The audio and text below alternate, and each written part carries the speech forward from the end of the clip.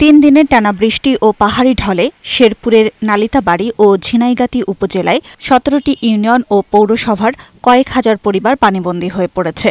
পাহাড়ি ঢলে উপজেলার ভোগাই, চেল্লাখালী এবং মহারশী নদীর বাঁধ ও নদীর পাড় ভেঙে দুই উপজেলায় প্লাবিত হচ্ছে নতুন নতুন গ্রাম। হাজার হাজার মানুষ চরম ভোগান্তিতে পড়েছে। পাহাড়ি ঢলে পানিতে পড়ে এক বৃদ্ধ ও নারীসহ ৩ জনের মৃত্যু হয়েছে। নিখোঁজ রয়েছে আরও ৩ জন। এছাড়া ঢলের পানিতে ক্ষুদ্র নৃগোষ্ঠীর এক নারীর মরদেহ পানিতে ভেসে এসেছে।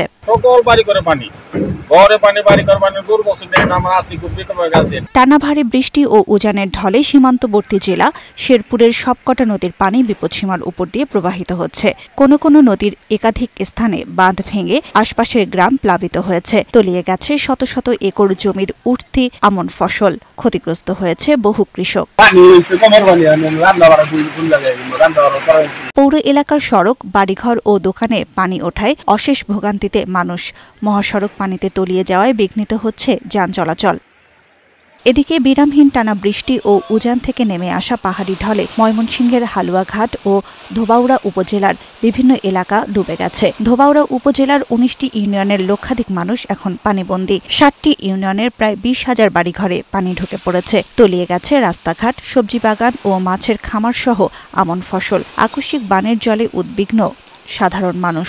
ঝড় বৃষ্টি, পাহাড়ি ঢলের কারণে অনেক মানুষের ক্ষতি হয়েছে, অনেক মানুষের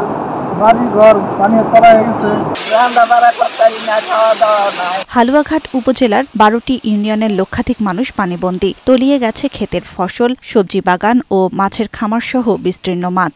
ঘরবাড়িতে পানি ঢুকে যাওয়ায় চরম দুর্ভোগে পড়েছে বাসিন্দারা। নদী ভাঙনে সব চলে গেছে, পানি দেওয়াইছে, হাঁস মুরগি পানি দেওয়াইছে গেছে। বড় আকারের একটি বাঁধ ভেঙে ২৫ থেকে ৩০টি ঘর পানিতে ভেসে গেছে বলে জানিয়েছে ধোবাউড়া উপজেলার নির্বাহী অফিসার। জেলা থেকে আমরা যে সহায়তাটা পাচ্ছি, এটা যাতে দ্রুত সাধারণ মানুষের মধ্যে পৌঁছে দিতে পারি সেই ব্যবস্থা করছি। ডেস্ক রিপোর্ট, বৈশাখী সংবাদ।